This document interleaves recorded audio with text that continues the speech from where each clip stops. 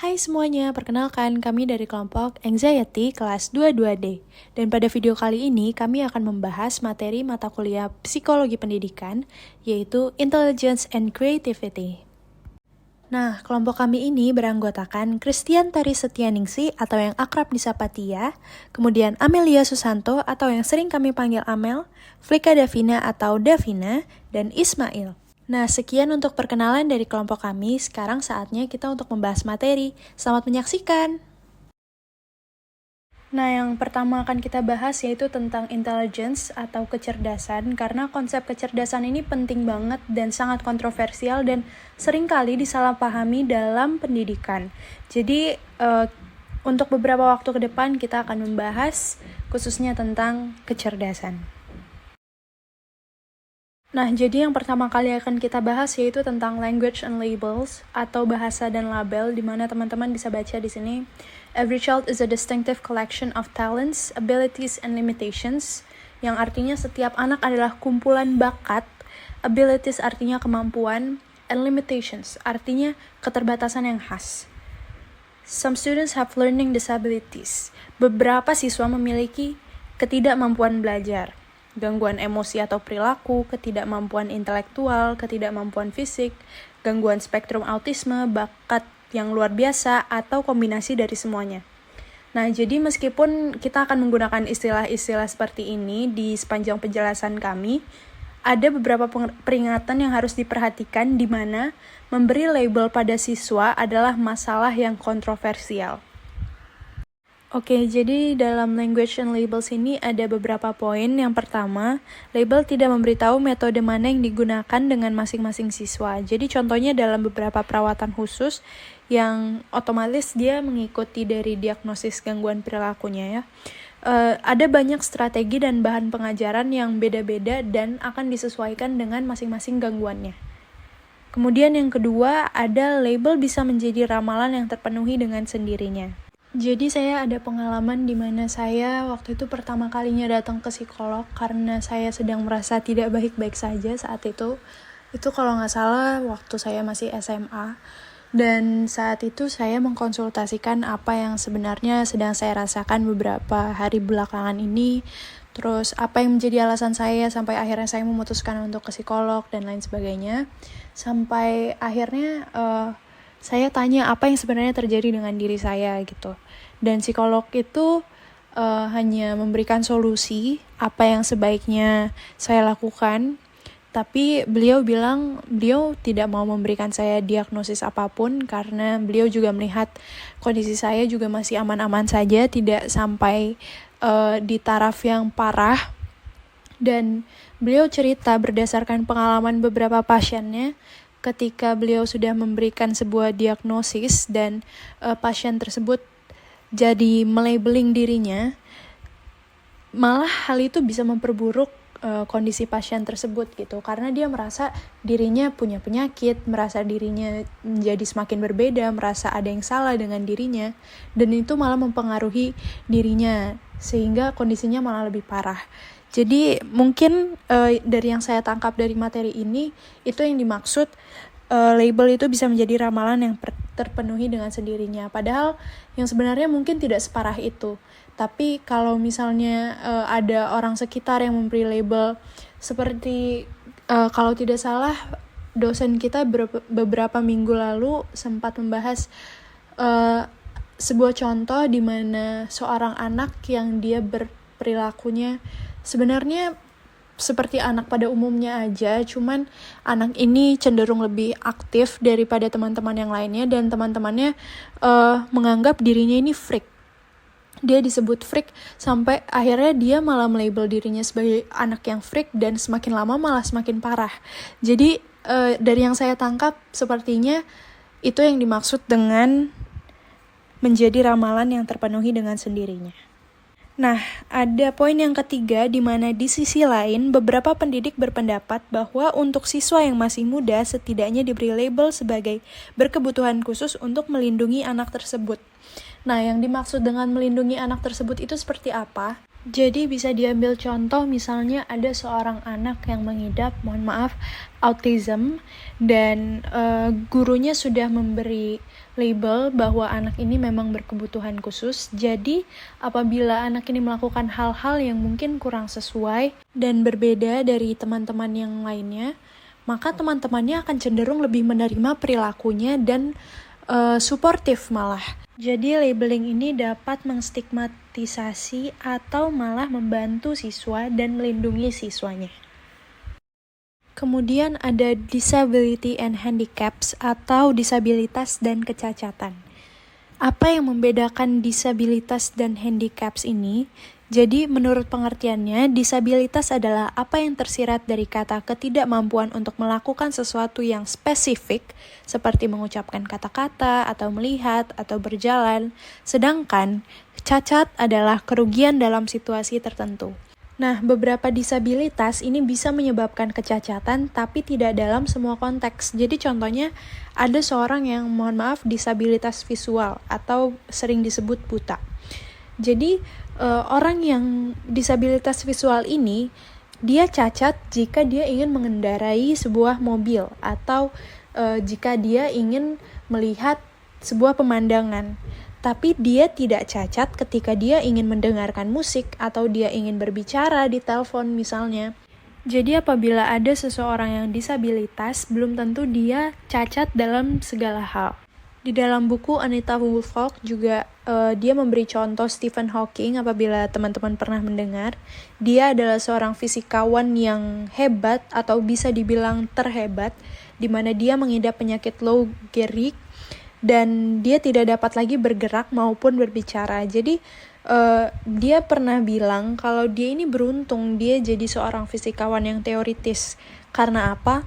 Karena semuanya itu ada di dalam pikirannya dia. Jadi dia merasa kecacatannya itu bukan sebuah cacat yang serius, karena dia masih bisa melakukan apa yang biasanya dia lakukan, apa yang biasanya dia kerjakan. Jadi dia merasa mungkin dia cacat dalam hal bergerak atau berjalan, tapi dia tidak cacat untuk terus berpikir. Nah, penting agar kita tidak membuat orang yang cacat dengan cara kita bereaksi terhadap kecacatan mereka. Bahkan, beberapa pendidik menyarankan agar kita membuang kata cacat sama sekali karena sumber kata itu merendahkan. Nah, jadi handicap sendiri itu berasal dari frase cap in hand yang artinya topi di tangan, dan itu menggambarkan penyandang disabilitas yang terpaksa mau nggak mau dia mengemis untuk bertahan hidup.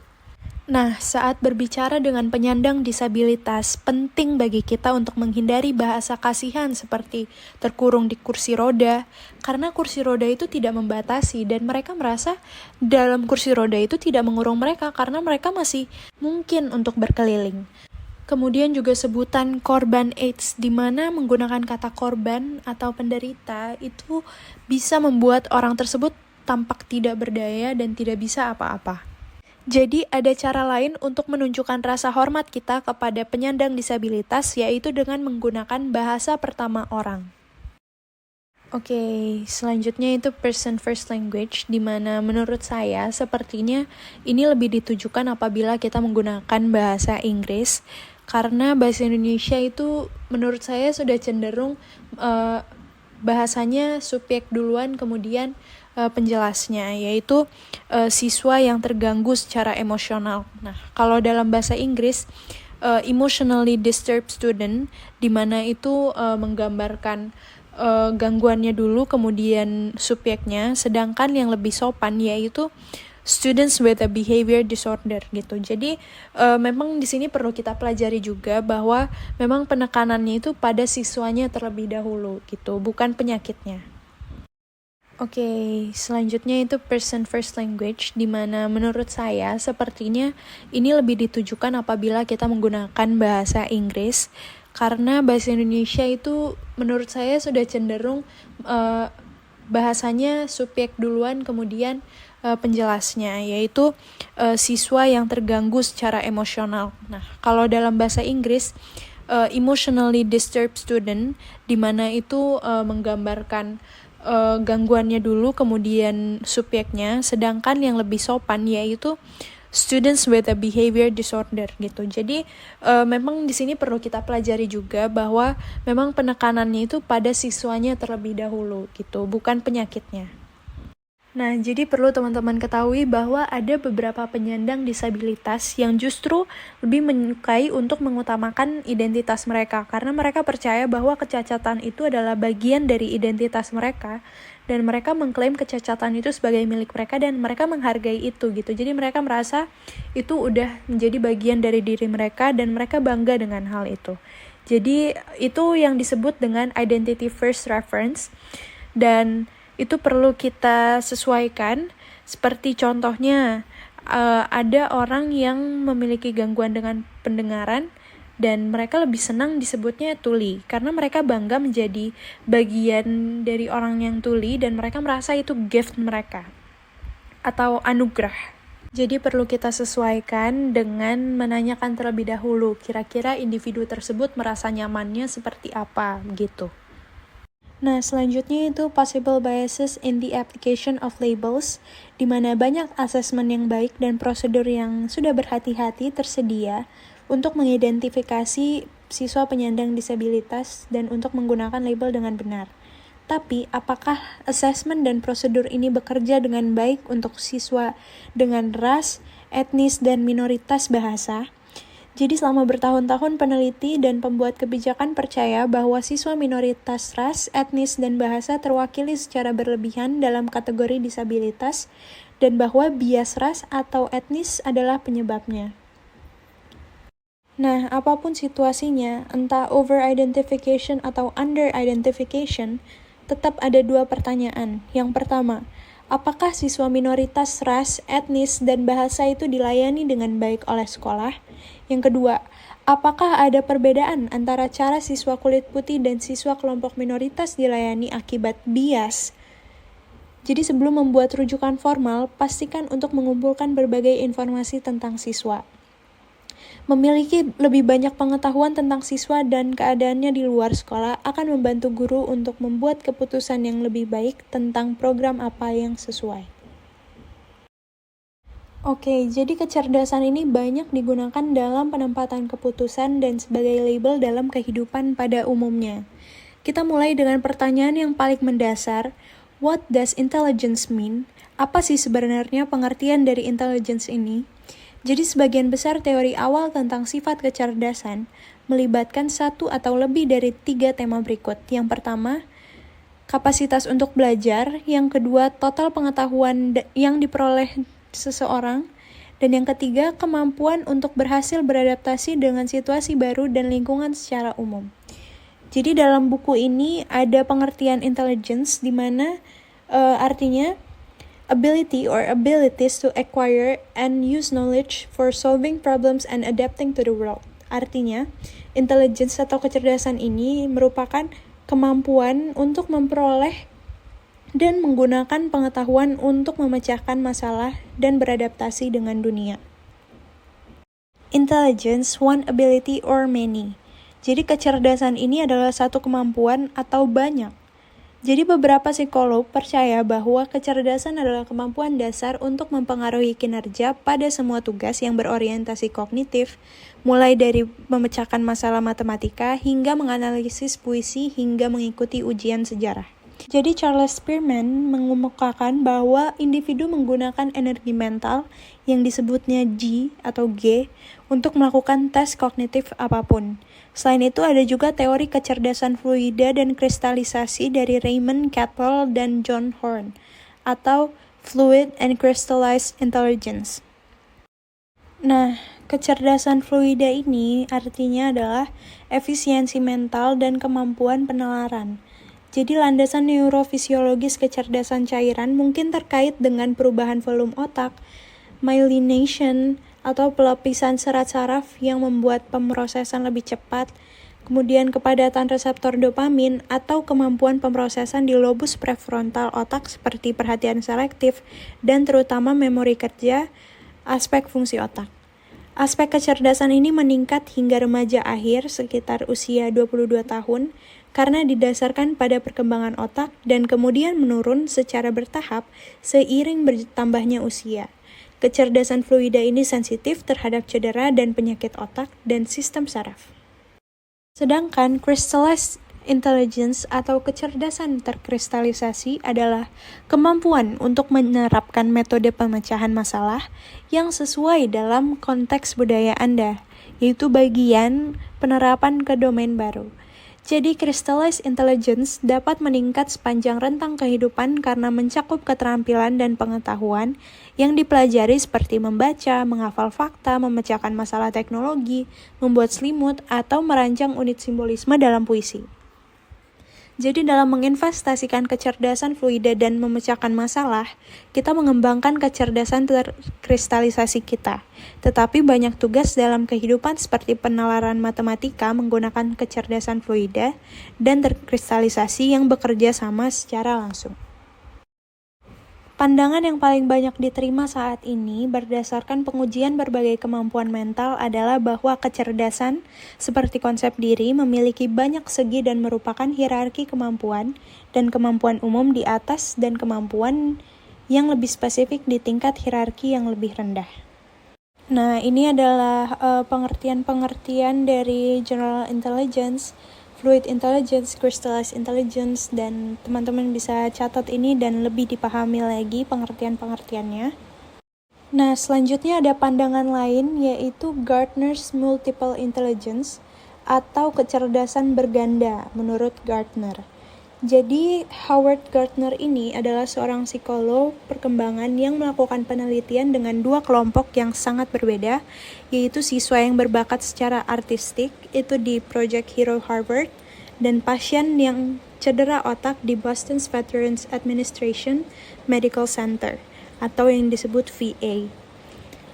Jadi berkali-kali di VA Medical Center ini, Gardner mengamati pasien cedera otak yang hilang secara spasial, tetapi dia tetap dapat melakukan semua jenis tugas verbal. Sedangkan anak-anak kecil di Project Zero yang bisa menggambar dengan ahli, tidak mampu membuat kalimat yang bagus dan indah.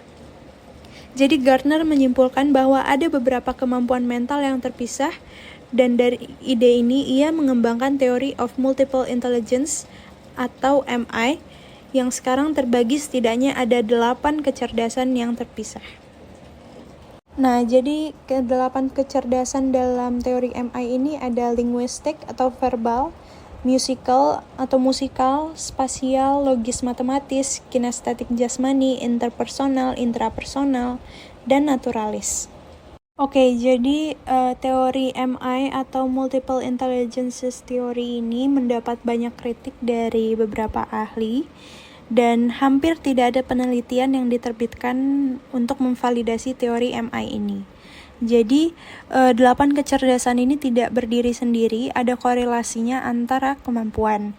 Sedangkan faktanya, kecerdasan logis matematis dan spasial itu sangat berkorelasi. Keterampilan kognitif murni seperti kemampuan logis matematis, ahli bahasa, dan spasial terkait erat dan dipengaruhi oleh G atau kecerdasan umum. Selain itu, beberapa kritikus berpendapat bahwa beberapa kecerdasan adalah benar-benar bakat atau keterampilan kinestetik jasmani dan kemampuan musik, atau ciri kepribadian seperti kemampuan interpersonal. Jadi kecerdasan lainnya itu bukanlah hal yang baru sama sekali, dan banyak peneliti yang telah mengidentifikasi kemampuan verbal dan spasial itu sebagai elemen kecerdasan. Nah, Daniel Willingham ini bahkan dia lebih belak-belakan menyampaikan kritiknya terhadap teori MI ini, di mana ia mengatakan bahwa pada akhirnya teori Gardner tidak terlalu membantu. Bagi para ilmuwan, teori tersebut hampir pasti tidak benar. Bagi para pendidik, aplikasi berani yang diteruskan oleh orang lain atas nama Gardner dan yang tidak dia setujui sepertinya tidak akan membantu siswa. Nah, kemudian dari situ Gardner menanggapi nih. Jadi pendukung Gardner mengatakan bahwa dia mendasarkan teorinya pada berbagai penelitian di beberapa bidang, termasuk psikologi, antropologi, dan biologi. Selain itu, Gardner juga menanggapi kritik dengan mengidentifikasi sejumlah mitos, miskonsepsi, dan penyalahgunaan yang berkaitan dengan teori MI dan persekolahan. Misalnya, dia menekankan bahwa kecerdasan tidak sama dengan sistem sensorik, tidak ada kecerdasan pendengaran atau kecerdasan visual. Jadi menurut Gardner, kecerdasan ini tidak sama dengan gaya belajar, dan Gardner nggak percaya bahwa orang-orang itu benar-benar memiliki gaya belajar yang konsisten. Kesalahpahaman lainnya adalah bahwa teori MI ini menyangkal gagasan kecerdasan umum. Sedangkan Gardner ini sebenarnya dia nggak menyangkal tentang keberadaan kemampuan umum ini, tapi dia cuma mempertanyakan sebenarnya seberapa berguna sih kecerdasan umum ini sebagai penjelasan untuk pencapaian manusia gitu. Nah, di sini ada masing-masing penjelasan tentang ke-8 atau 9 human abilities menurut Gardner, dan teman-teman bisa baca di sini.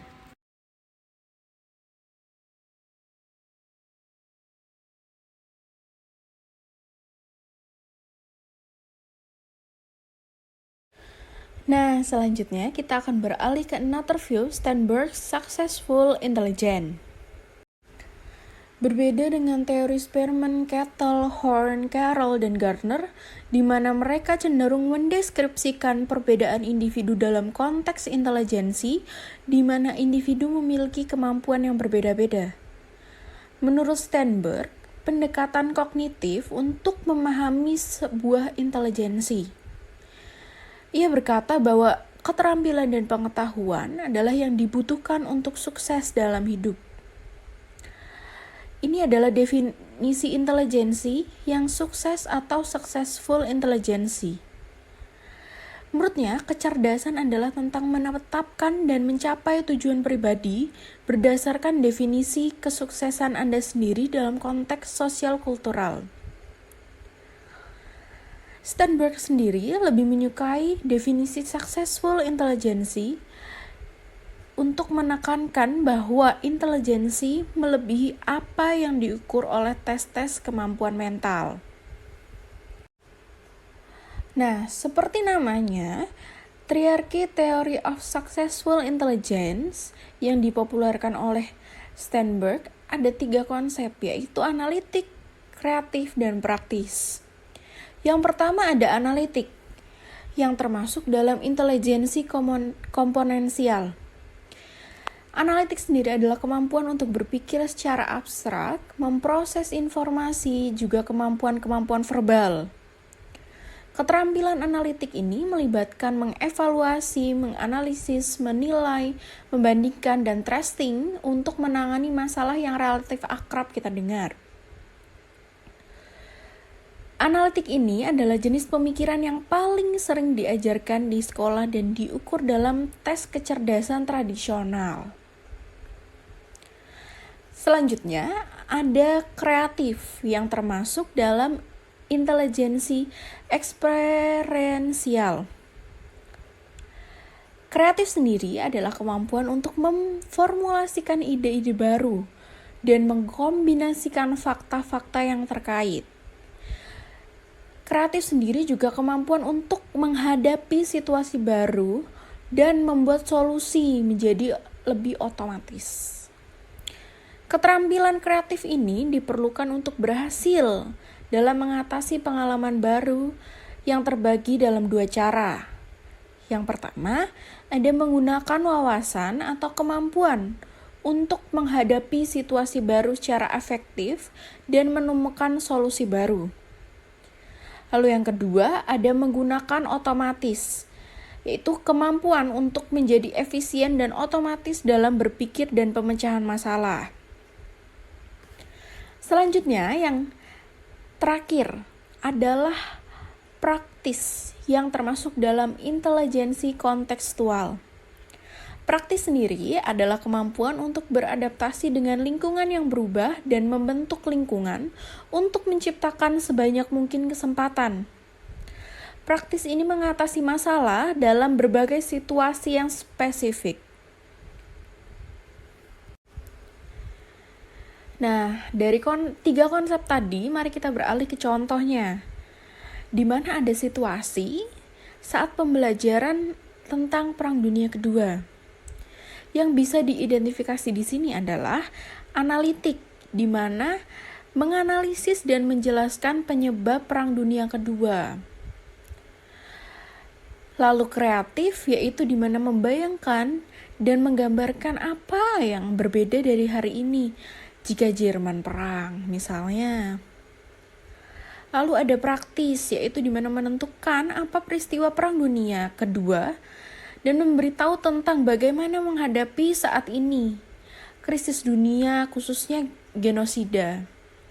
Jadi di sini adalah contoh-contohnya di mana analitik menganalisis masalahnya, lalu kreatif membayangkan, menggambarkan akan seperti apa, dan juga praktis.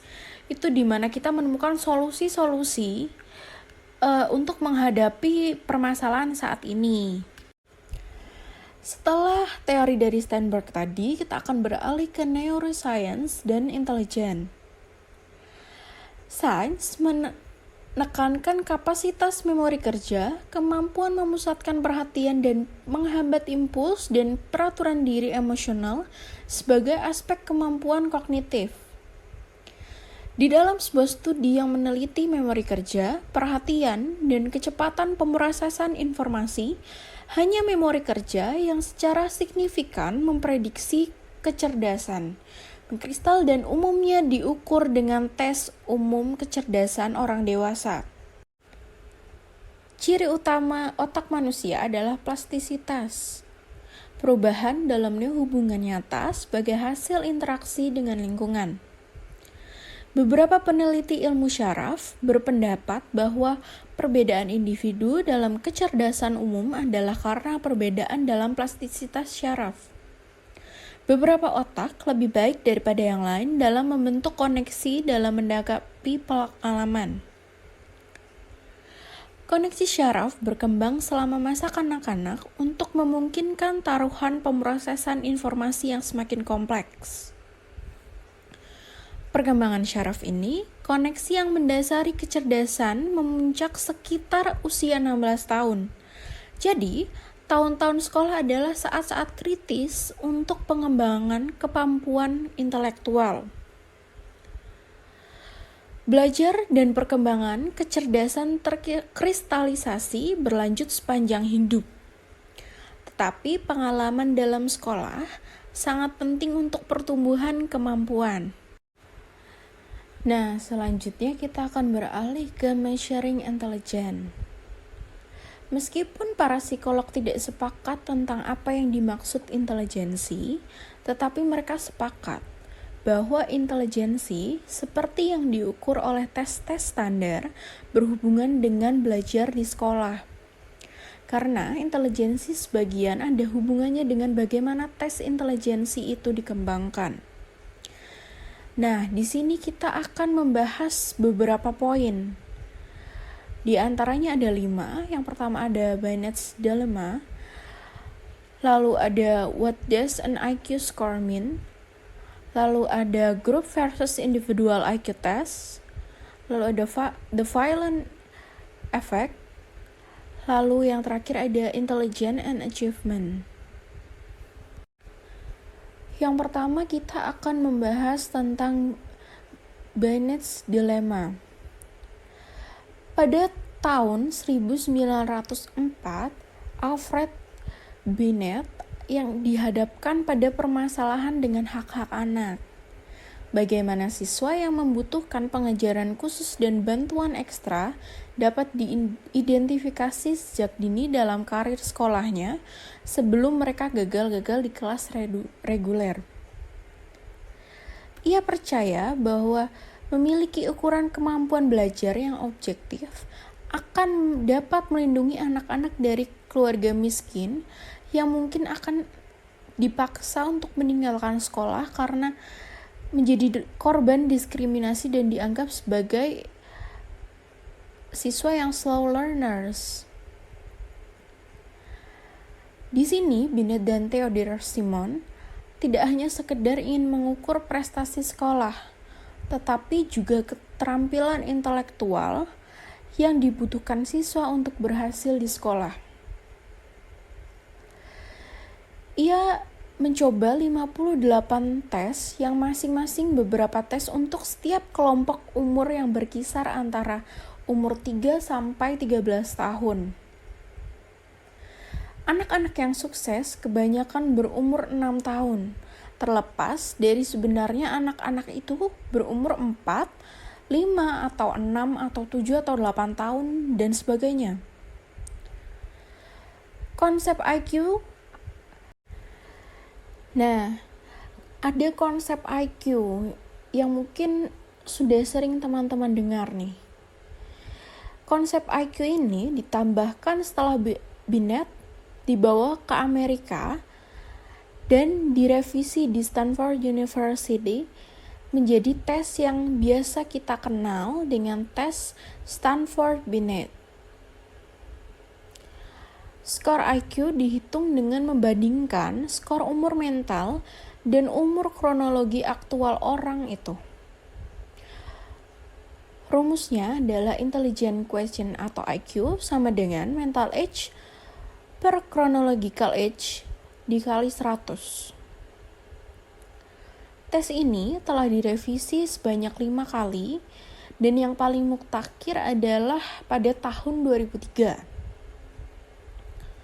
Praktik perhitungan umur mental terbukti problematik karena skor IQ yang dihitung berdasarkan umur mental tidak memiliki makna yang sama saat anak itu bertambah tua. Nah, untuk mengatasinya, diperkenalkan nih deviasi nilai IQ, yang mana adalah angka yang menunjukkan berapa tepatnya jarak nilai seseorang pada sebuah tes dari angka rata-ratanya dibandingkan dengan orang lain di kelompok umur yang sama. Nah, ada konsep IQ yang mungkin sudah sering teman-teman dengar nih. Konsep IQ ini ditambahkan setelah Binet dibawa ke Amerika dan direvisi di Stanford University menjadi tes yang biasa kita kenal dengan tes Stanford-Binet. Skor IQ dihitung dengan membandingkan skor umur mental dan umur kronologi aktual orang itu. Rumusnya adalah intelligence quotient atau IQ sama dengan mental age per chronological age dikali 100. Tes ini telah direvisi sebanyak 5 kali dan yang paling mutakhir adalah pada tahun 2003. Praktik perhitungan umur mental terbukti problematik karena skor IQ yang dihitung berdasarkan umur mental tidak memiliki makna yang sama saat anak itu bertambah tua. Nah, untuk mengatasinya, diperkenalkan nih deviasi nilai IQ, yang mana adalah angka yang menunjukkan berapa tepatnya jarak nilai seseorang pada sebuah tes dari angka rata-ratanya dibandingkan dengan orang lain di kelompok umur yang sama. Lalu yang kedua, kita akan membahas tentang group versus individual IQ test. Nah, tes Stanford-Binet yang tadi kita bahas itu adalah tes individual, yang dimana dalam tes individual ini kebanyakan pertanyaan yang disampaikan tidak mengharuskan anak untuk membaca atau menulis. Siswa biasanya lebih memusatkan perhatian dan lebih termotivasi untuk mengerjakan tes dengan baik apabila berhadapan langsung dengan orang dewasa. Nah, selain tes individual ini, para psikolog juga telah mengembangkan tes-tes kelompok. Dibandingkan tes individual, tes kelompok berkemungkinan lebih kecil untuk mendapatkan gambaran akurat tentang kemampuan seseorang. Kenapa bisa begitu? Karena mereka biasanya mendapat nilai yang kurang baik, karena tidak memahami instruksi, karena kesulitan membaca, atau bingung format jawaban, dan atau distraksi lainnya, karena dalam berkelompok kan ada berbagai macam individu yang ada di situ. Oleh karena itu, dalam tes ini penilai diharap lebih berhati-hati dengan nilai IQ yang didasarkan pada tes kelompok. Lanjut, yang ketiga ada what does an IQ score mean? Nah, di sini sebagian besar tes kecerdasan seperti yang telah kita bahas sebelumnya dirancang sedemikian rupa sehingga memiliki karakteristik statis tertentu. Misalnya nih, skor rata-rata adalah 100. 50% orang dari populasi umum yang mengikuti tes akan mendapatkan skor 100 atau lebih rendah. Dan 50% akan mendapatkan skor di atas 100. Sekitar 68% dari populasi umum akan mendapatkan skor IQ antara 85 dan 115. Hanya sekitar 16% yang akan menerima skor di bawah 85 dan hanya 16% yang mendapat skor di atas 115. Namun, angka-angka ini hanya berlaku pada orang-orang kulit putih yang mana adalah penduduk asli Amerika, yang bahasa pertamanya adalah standar Inggris, yang dimana tes-tes itu pertama kali dipopulerkan kan di Amerika. Nah, lalu apakah tes IQ ini bahkan harus digunakan dengan siswa kelompok etnis minoritas dengan yang bukan Amerika? Hal ini masih diperdebatkan, jadi belum ada kepastian tentang statis ini dengan kelompok yang bukan asli Amerika gitu. Lalu yang keempat ada the Flynn effect. Sejak tes IQ dikenalkan pada awal tahun 1900-an, nilai-nilai di 20 negara industri yang berbeda dan di beberapa budaya yang lebih tradisional cenderung meningkat. Faktanya, di sebuah generasi, nilai rata-rata di tes IQ standar naik sekitar 18 poin. Nah, hal ini bisa berarti barangkali Anda bisa lebih cerdas. Lalu yang terakhir adalah intelligence and achievement. Skor yang lebih tinggi pada tes IQ terkait dengan akademik prestasi untuk anak-anak di semua kelompok etnis.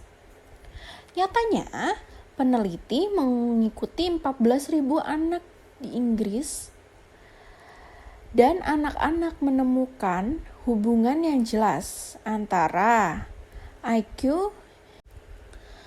Lalu yang terakhir adalah intelligence and achievement.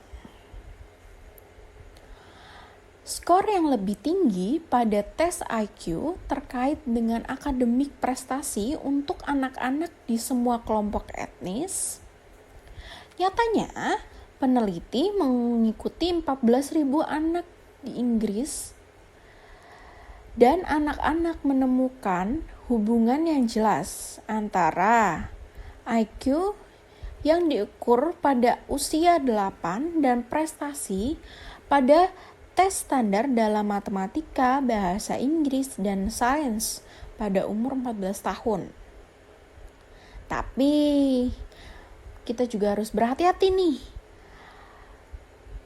untuk menginterpretasikan hubungan ini.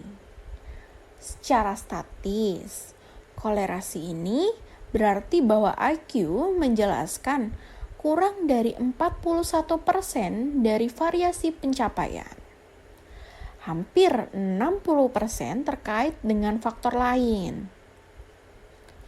Hubungan antara skor IQ dan prestasi sekolah memang menarik. Tetapi, tes IQ hanya mengukur keterampilan analitis, bukan pemikiran praktis atau kreatif atau bahkan motivasi. Nah, Ada Angela Duckworth dan rekan-rekannya yang pada tahun 2012 ini menemukan bahwa skor IQ memprediksi standar skor tes, tetapi ukuran pengaturan diri adalah prediktor yang lebih baik dari nilai di sekolah. Jadi, nilai tes IQ terkait dengan beberapa jenis prestasi akademik, tetapi jika mengukur keterampilan belajar mandiri, kecerdasan praktis, dan kreativitas termasuk, kita dapat membuat prediksi keberhasilan sekolah yang lebih baik. Nah, ada lagi nih contohnya. Lulusan SMA berpenghasilan sekitar 678 US dollar per minggu dan memiliki tingkat pengangguran 5,4%. Lulusan perguruan tinggi menghasilkan sekitar 1.137 US dollar per minggu dengan tingkat pengangguran 2,8%.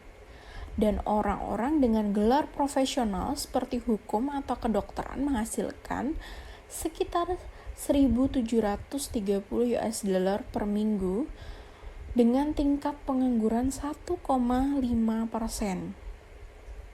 Ini adalah data yang didapat dari Biro Statis Tenaga Kerja tahun 2016. Orang dengan pendidikan lebih tinggi skor tes dengan kecerdasan cenderung menyelesaikan lebih banyak tahun sekolah. Namun, ketika angka bertahun pendidikan tetap konstan, kolerasi menurun antara skor IQ, pendapatan, dan kesuksesan di kemudian hari. Faktor-faktor lain seperti pengaturan diri, motivasi, kreativitas, aktivitas, akal sehat, dan keterampilan sosial, dan juga keberuntungan dapat membuat perbedaan dalam pencapaian hidup. Jadi di sini intinya jika tes IQ yang lebih besar itu cenderung menghasilkan lulusan-lulusan dengan tahun sekolah lebih banyak. Dengan kata lain, pendidikannya lebih tinggi.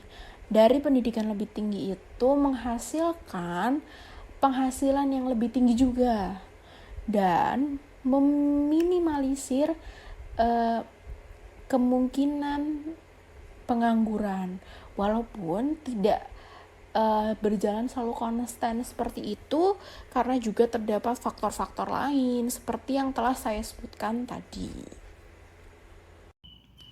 Baik, materi selanjutnya akan dijelaskan oleh saya, Kristianta Resianingsih dengan NIM 229114091. Perbedaan gender dalam kecerdasan dan prestasi. Pada masa bayi hingga tahun-tahun prasekolah, sebagian besar penelitian menemukan sedikit perbedaan antara anak laki-laki dan perempuan dalam perkembangan mental dan motorik secara keseluruhan atau dalam kemampuan khusus. Namun, selama tahun-tahun sekolah dan setelahnya, skor pada beberapa tes kemampuan tertentu memang menunjukkan perbedaan jenis kelamin. Juga skor laki-laki cenderung sedikit lebih bervariasi secara umum, sehingga lebih banyak laki-laki daripada perempuan dengan skor tes yang sangat tinggi dan sangat rendah. Selain itu, lebih banyak anak laki-laki daripada anak perempuan yang didiagnosis dengan ketidakmampuan belajar, ADHD, dan autisme. Diane Halpern dan rekan-rekannya merangkum penelitian tersebut. Pada akhir sekolah dasar dan seterusnya, perempuan tampil lebih baik dalam penilaian kemampuan verbal ketika penilaian sangat berbobot dengan tulisan dan item penggunaan bahasa mencakup topik yang akrab bagi perempuan. Perbedaan jenis kelamin yang mendukung wanita jauh lebih besar dalam kondisi ini daripada saat penilaian kemampuan verbal tidak termasuk menulis. Sebaliknya, laki-laki unggul dalam ukuran kemampuan visuospasial tertentu. Perbedaan jenis kelamin ini umumnya kecil, juga dalam kebanyakan penelitian, ras dan etnis tidak diperhitungkan. Beberapa penilaian internasional baru-baru ini menemukan beberapa perbedaan jenis kelamin dalam prestasi akademik, bukan kemampuan intelektual spesifik. Misalnya, hasil tes PISA tahun 2012 terhadap anak usia 15 tahun menunjukkan bahwa anak perempuan mengungguli anak laki-laki di 65 negara dalam literasi membaca. Studi internasional lainnya telah menemukan beberapa perbedaan dalam prestasi matematika untuk anak laki-laki dan perempuan.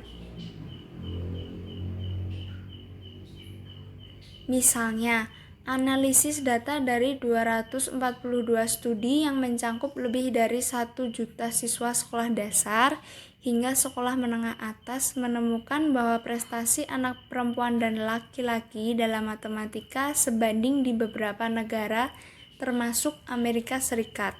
Tetapi, anak perempuan mendapat skor lebih tinggi daripada anak laki-laki di beberapa negara seperti Rusia, Bahrain, dan Meksiko. Sementara skor anak laki-laki lebih tinggi di negara lain seperti Swiss, Belanda, dan negara-negara Afrika. Keturunan atau lingkungan. Saat ini, sebagian besar psikolog percaya bahwa perbedaan kecerdasan adalah hasil dari keturunan dan lingkungan, mungkin dalam proporsi yang sama untuk anak-anak. Dan pengaruh lingkungan mencakup segala sesuatu mulai dari kesehatan ibu seorang anak selama kehamilan, hingga jumlah timbal di rumah anak tersebut, hingga kualitas pengajaran yang diterima seorang anak.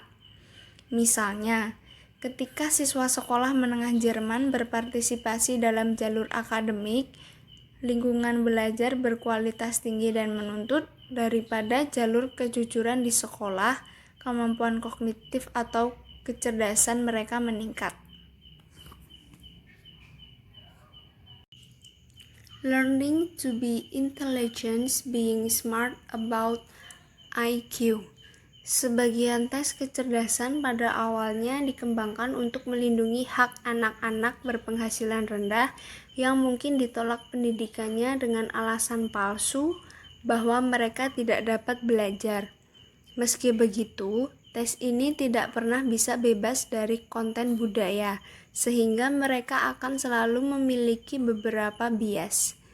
Hasil setiap penelitian siswa digunakan untuk mendukung pembelajaran dan perkembangan siswa dan untuk mengidentifikasi praktik yang efektif. Kecerdasan dipengaruhi oleh pengalaman masa lalu dan terbuka untuk perubahan di masa depan. Plastisitas otak selama masa kanak-kanak dan remaja menjadikan tahun-tahun sekolah sangat penting dalam mengembangkan keterampilan intelektual. Creativity, what it is, and why matters. Secara umum, definisi kreativitas mencakup dua unsur, kebaruan atau orisinalitas, dan kualitas tinggi atau afektivitas atau kegunaan. Sebagian besar psikolog setuju bahwa tidak ada yang namanya kreativitas serbaguna. Setiap orang memiliki kreativitas pada bidang tertentu. Menjadi kreatif dalam dominan tertentu membutuhkan pemahaman yang mendalam tentang subjek, sehingga kita dapat melihat kreativitas sebagai proses yang menggunakan pengetahuan yang ada dan juga berimprovisasi dan menciptakan sesuatu yang baru. Untuk menjadi kreatif, penemuan harus disengaja. Tumpahan cat yang tidak sengaja dan menghasilkan desain baru tidak kreatif kecuali senimannya mengenali potensi atau kecelakaan atau menggunakan teknik tumpahan dengan sengaja untuk menciptakan karya baru. Meskipun kita sering mengasosiasikan seni dengan kreativitas, subjek apapun dapat didekati dengan cara yang kreatif. Menilai kreativitas. Berikut adalah salah satu contoh penilaian grafis terhadap kreativitas anak berusia 8 tahun. Dia memberikan judul pada gambarnya dari kiri ke kanan sebagai berikut. Dracula, monster bermata satu, labu, hula hoop, poster, kursi roda, bumi, bulan, planet, kamera film, wajah sedih, gambar, lampu lalu lintas, bola pantai, huruf O, mobil, kacamata. Dari contoh hasil tes tersebut, tes kreativitas membutuhkan pemikiran yang berbeda, yaitu berpikir divergen dan pemikiran konvergen. Berpikir konvergen adalah kemampuan untuk mengajukan banyak ide atau jawaban yang berbeda. Pemikiran konvergen adalah kemampuan yang lebih umum untuk mengidentifikasi hanya satu jawaban. Pemikiran divergen memiliki 3 aspek. Yang pertama, orisinalitas. Orisinalitas biasanya ditentukan secara statistik. Agar orisinal, tanggapan harus diberikan oleh kurang dari 5 atau orang dari setiap 100 orang yang mengikuti tes. Yang kedua, kelancaran atau kefasihan. Kefasihan adalah banyaknya tanggapan yang berbeda. Yang ketiga, fleksibilitas. Fleksibilitas umumnya diukur dengan jumlah kategori tanggapan yang berbeda. Misalnya, mencantumkan 20 penggunaan bata atau brick, tetapi masing-masing digunakan untuk membuat sesuatu. Skor kelancaran mungkin tinggi, jumlah penggunaan tinggi tetapi skor fleksibilitas rendah atau hanya satu kategori penggunaan. Dari ketiga ukuran tersebut, kefasihan, jumlah respon yang banyak, merupakan prediktor terbaik untuk pemikiran divergen. Tetapi ada lebih banyak kreativitas dalam kehidupan nyata daripada pemikiran divergen.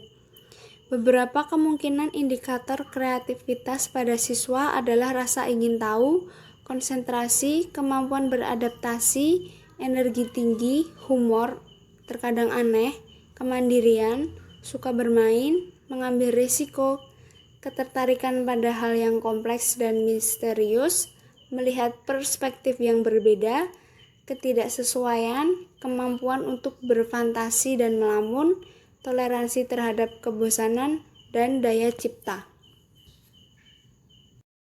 Oke teman-teman, bertemu dengan saya Ismail dengan NIM 2291 14160. Ya, pada kali ini saya akan menjelaskan tentang creativity ya. Kreativitas di sini adalah satu keterampilan terpenting yang dibutuhkan di abad ke-21 ya. Dan kreativitas itu penting bagi kesuksesan psikologis, fisik, sosial, dan karir seseorang. Nah, pertanyaannya seperti ini. Kenapa kreativitas itu penting? Ya, sekarang kayak gini. Kita itu berada di era yang sangat cepat berubah. Ya, sistem yang dulu kita pahami akan terus berubah di kemudian hari. Nah, jadi untuk kita bisa mengikuti dan kita bisa beradaptasi, maka kreativitas skill itu sangat-sangat dibutuhkan. Seperti itu.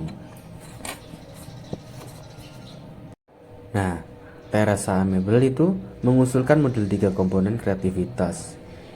Itu baik individu atau kelompok. Itu harus memiliki domain relevant skills, creativity relevance process, dan intrinsic task motivation.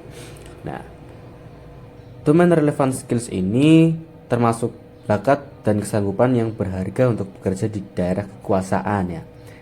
Contohnya seperti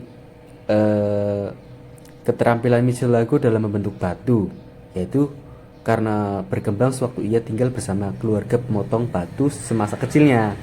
Nah, lalu ada creativity relevant process, itu termasuk kebiasaan kerja dan sifat kepribadian seperti contohnya seperti kebiasaan John Irving bekerja 10 jam sehari untuk menulis dan menulis ulang sampai ia sempurna ceritanya.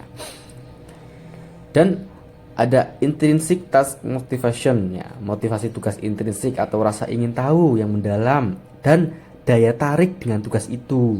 Nah, aspek kreativitas ini dapat sangat dipengaruhi oleh guru yang mendukung otonomi, merangsang rasa ingin tahu, mendorong fantasi, dan menyediakan tantangan.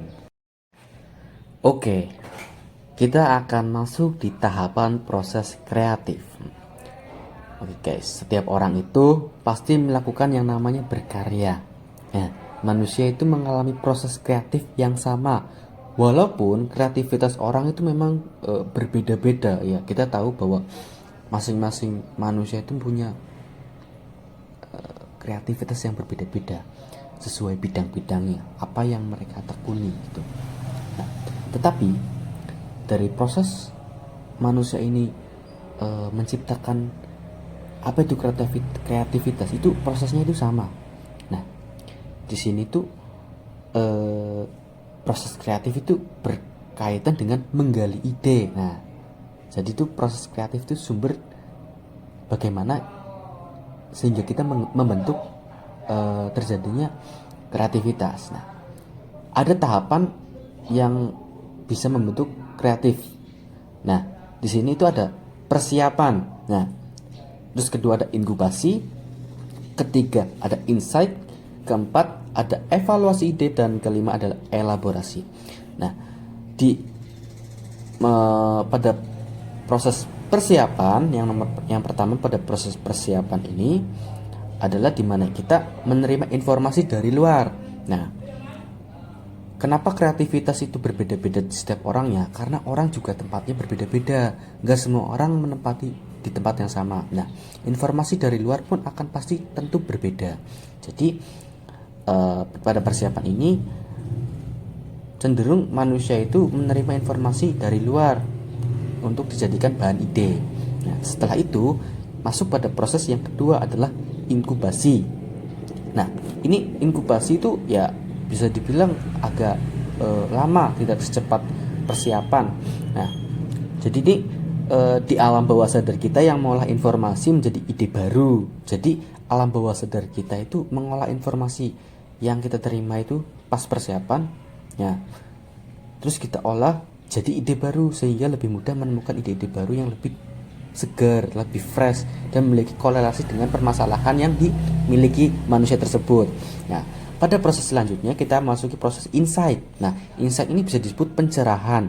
Nah, jadi itu pencerahan insight itu ide-ide yang udah terkumpul di inkubasi itu akan disatukan di proses insight. Nah, persatunya ide-ide yang telah muncul itu ada di dalam insight. Nah, setelah itu masuk pada proses evaluasi ide. Nah, evaluasi ide itu mungkin bisa disebut apa ya? Mungkin refleksi diri, pematangan ide. Nah, jadi ini evaluasi ide-ide yang kita ciptakan baik dari dalam diri kita sendiri maupun evaluasi dari orang lain. Mungkin kita tanya ini itu gimana idenya aku. Nah, nanti ketika ada evaluasi dari orang lain, kita akan ngubah lagi, bukan ngubah, lebih ke memperbaiki gitu. Jadi lebih mematangkan ide. Nah, setelah itu proses selanjutnya itu setelah evaluasi itu ada proses elaborasi. Nah, ini adalah pekerjaan yang sesungguhnya. Jadi elaborasi itu makan banyak waktu dan tenaga ya guys ya. Oke teman-teman, bisa kita baca bareng-bareng ya. Nah, di kelas 1 misal diberi garis besar mulut hiu raksasa pralembar kerja yang menanyakan apa yang akan dimakan kita selanjutnya. Ia dengan terampil mewarnai beberapa ikan dan perahu lalu menulis penjelasan berikut. Pernah ada seekor hiu bernama Pepi. Pada suatu hari ia memakan 3 ikan, 1 ubur-ubur dan 2 perahu. Sebelum memakan ubur-ubur itu, ia membuat selai kacang dan roti lapis ubur-ubur.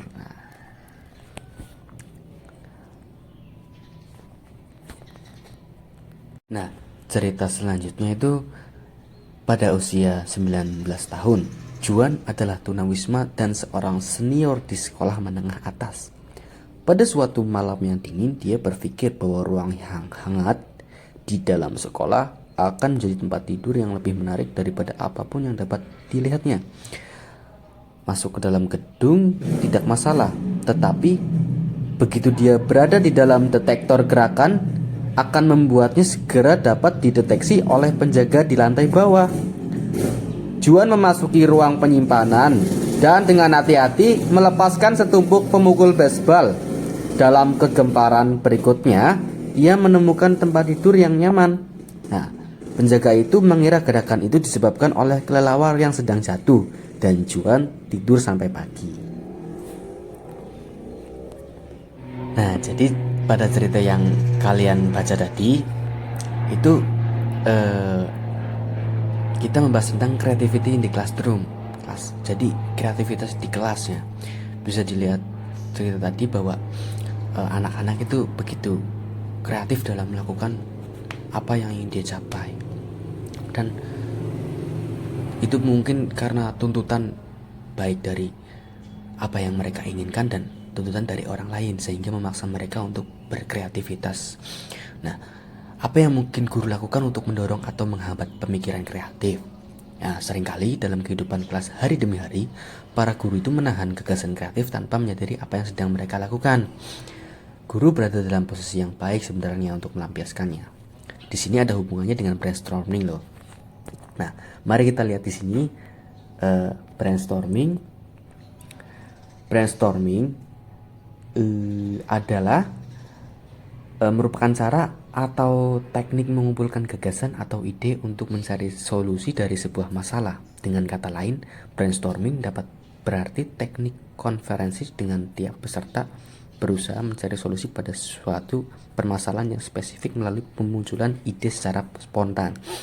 Jadi seperti contohnya anak-anak di cerita tadi. Nah, mereka spontan berkreativitas untuk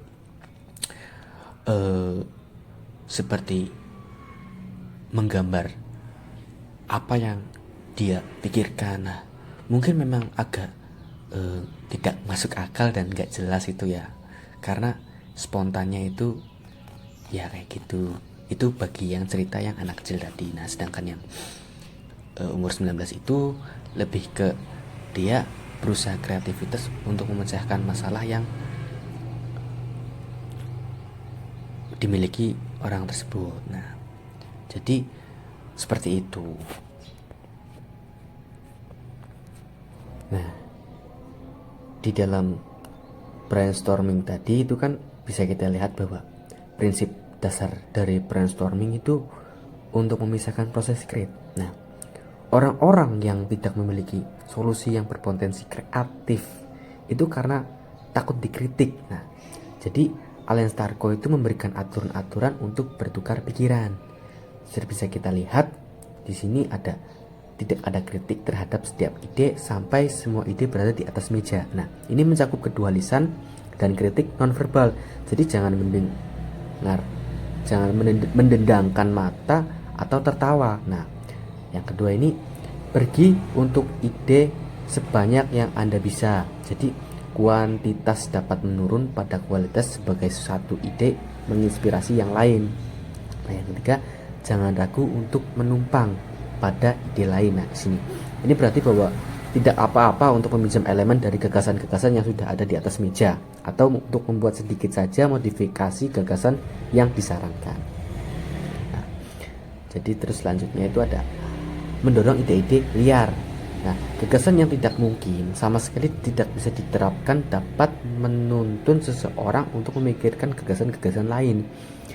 Lebih mungkin, lebih praktis, lebih mudah untuk mengambil ide buruk yang imajinatif liar dan nada ke bawah untuk sesuai dengan desakan realitas dari itu adalah untuk mengambil ide buruk, membosankan dan membuatnya cukup menarik untuk dipertimbangkan. Nah, seperti itu. Jadi dalam menerapkan pedoman ini perlu diingat bahwa siswa memerlukan dasar pengetahuan yang kuat untuk mendukung proses kreatif. Soalnya kreativitas itu adalah keseimbangan antara struktur dan improvisasi. Terima kasih. Baik teman-teman, sekian presentasi dari kami. Jika ada kurangnya, kami mohon maaf yang sebesar-besarnya. Semoga apa yang kami sampaikan berguna untuk kami dan banyak orang pada khususnya. Nah, selamat siang dan terima kasih. Saya tutup. Bye-bye.